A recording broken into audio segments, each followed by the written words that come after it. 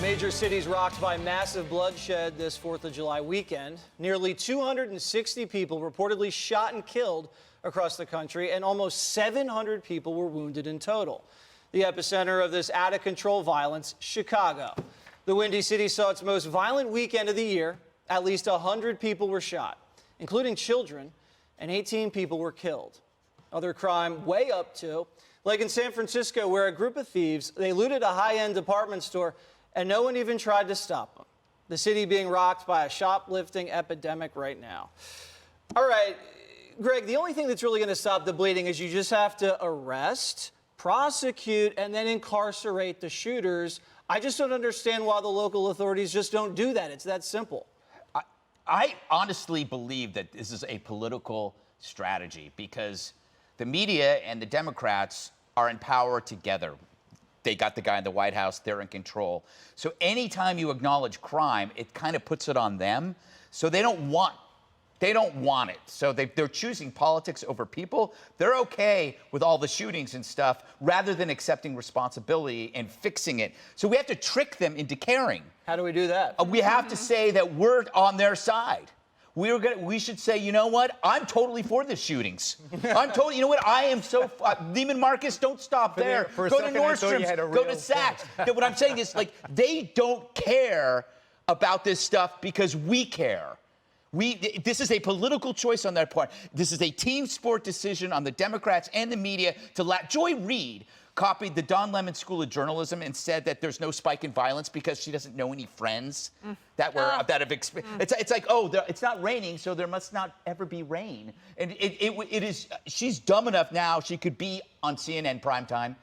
But so I think the only way to do it is we have to take their stance and force them to take ours. That's the only way. Geraldo, 100 people, as we said, shot in Chicago over the weekend. It said nearly all cases, no suspects were taken into custody. What does that tell you? Well, it tells you that there's no cooperation with the system, with the authorities. But I think this is very, very deep, what's happening here. This is a crime wave that is affecting the black people in America in a way that is so profoundly destructive. It is the #1 cause of death. Homicide is the #1 cause of death for black men up to the age of 44. Homicide is the #1 cause of death. We got to absorb that. I really believe that they don't mention it because it is too difficult. They have no way, no ideas to fix it without stop and frisk and roadblocks and traffic stops and so forth. I really do think that this is a crisis that will mark this era in our lives. This is the civil rights issue of our time.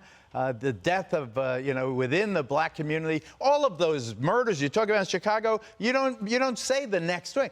Every one of them was black. The shooter and the victim were all black. Yep. I mean, at what point does President Biden and all the Democrats and everyone else, and God, they've got to recognize that this is a crisis and it's not going to fix it. And Katie, the people in these neighborhoods, especially in Chicago, are practically begging the authorities to help them, to send help, to bring more police in to solve these murders, and they're just getting ignored. Yeah, well, because a lot of the media and the left have completely racialized everything. So now they've equated good policing with racism, and therefore everybody's kind of throwing up their hands and going, yeah, there's a crime wave, but I don't want to get in the middle of being politically incorrect or feel like I'm going to get called a racist for doing my job, and therefore things spin completely out of control in the very communities that Geraldo's talking about. But this is a direct result of a lack of deterrence. There's no incentive not to be a criminal right now, and then there's no consequences for people's actions, and that combination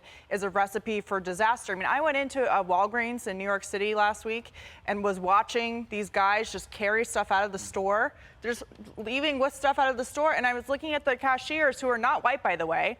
Here they are working an honest job. They're trying to make a living. The manager's just beside himself with people just walking outside the door. And where's the justice for those people who are there doing the right thing, working a real job?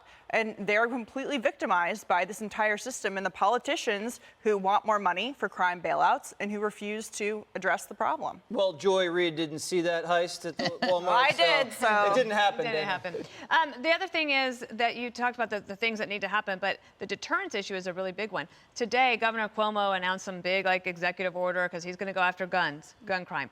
Okay, well, this is actually what the anti-crime task force used to do. And if you look at like a 5-year-old could figure out the cause and effect here. It's not that hard. But one thing that's really strange, and Greg hit on it, is that the White House looks at their polling, believe me, they look at it every day. And the two issues that are pulling them down the most are crime and immigration.